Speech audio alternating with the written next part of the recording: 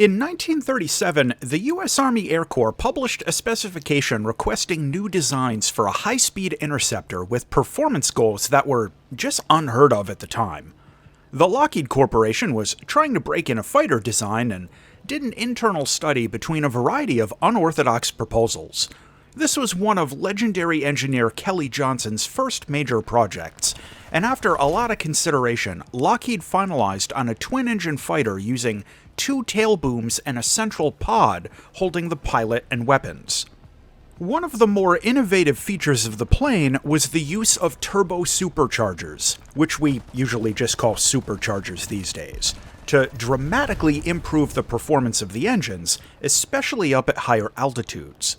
Lockheed privately funded the first prototype and tried to stir up public support with a coast-to-coast record-breaking flight attempt that succeeded in drawing attention and support, but unfortunately resulted in the loss of the plane, though the performance was good enough to justify a small initial order from the military. Between the prototype and the early production versions, over 30,000 large and small changes were made to the design, and the first YP-38 flew in the middle of 1941. The performance of the new fighter was simply amazing for the time, but it was one of the first aircraft to run into serious problems with control compression at high speeds, which presented significant engineering challenges to overcome, and it wasn't really resolved until several years later.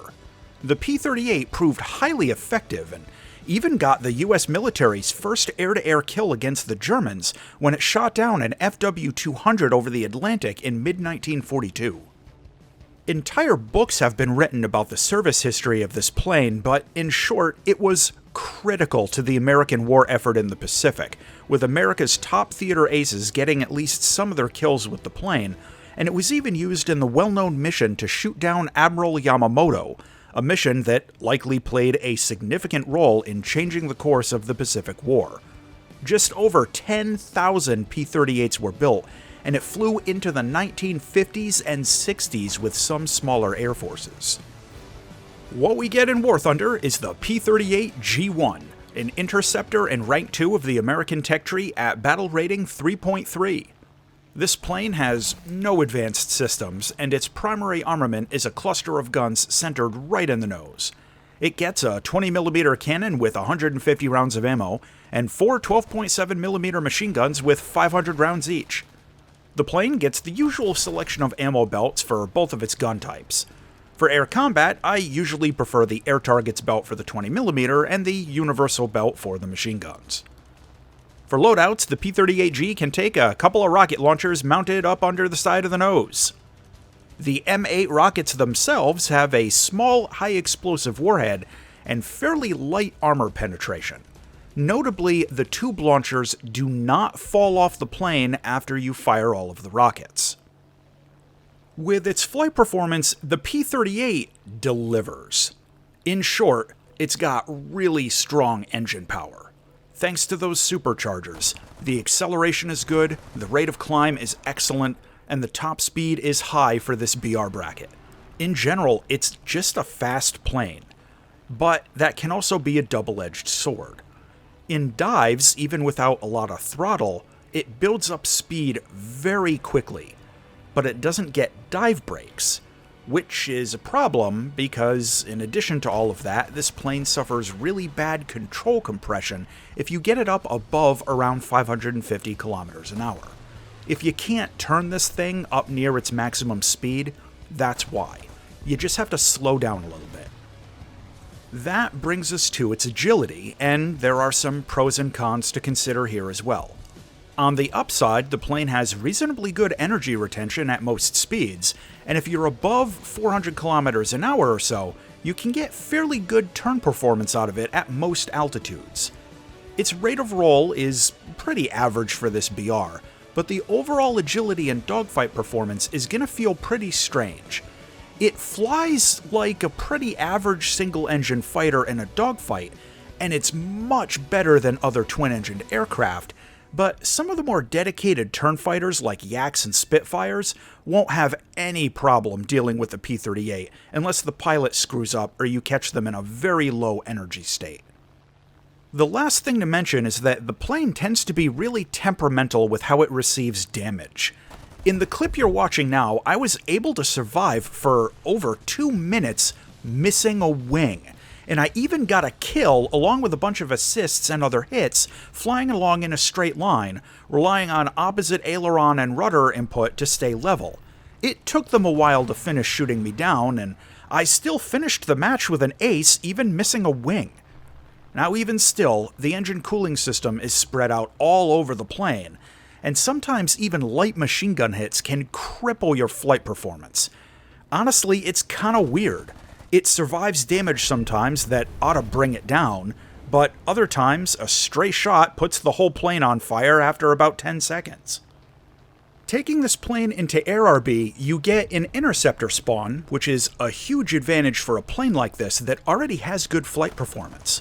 You easily have the climb rate to go up and hunt bombers at the start of the match, or position yourself for diving tactics. But there's a caveat you need to think about.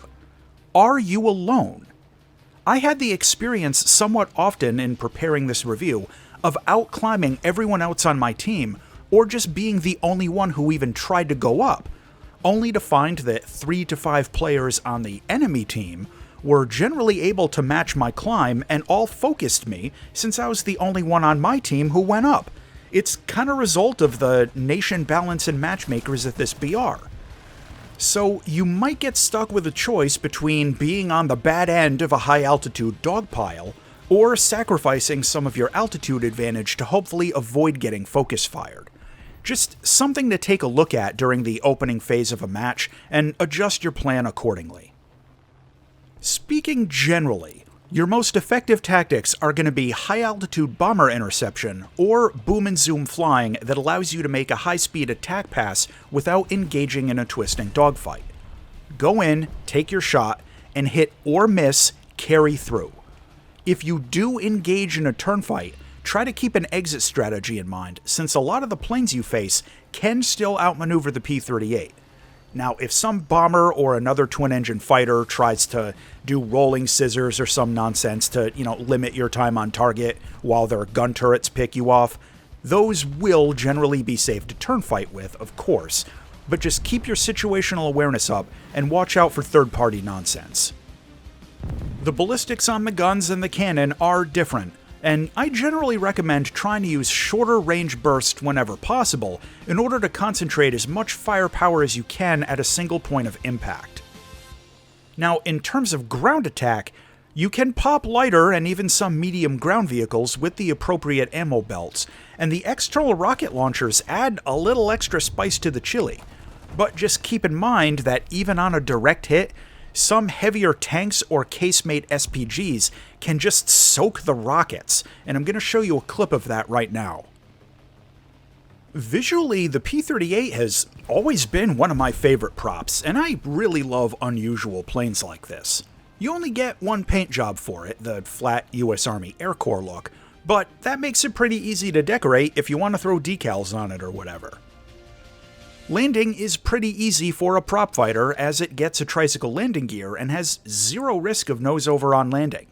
You can drop the landing gear at around 275 kilometers an hour and the flaps at around 250, and with this plane's strong engine power, it's easy to recover if you screw up and come in short or something. Generally, really basic, beginner-friendly landing performance. The cockpit offers excellent visibility, and the gun sight is super easy to use.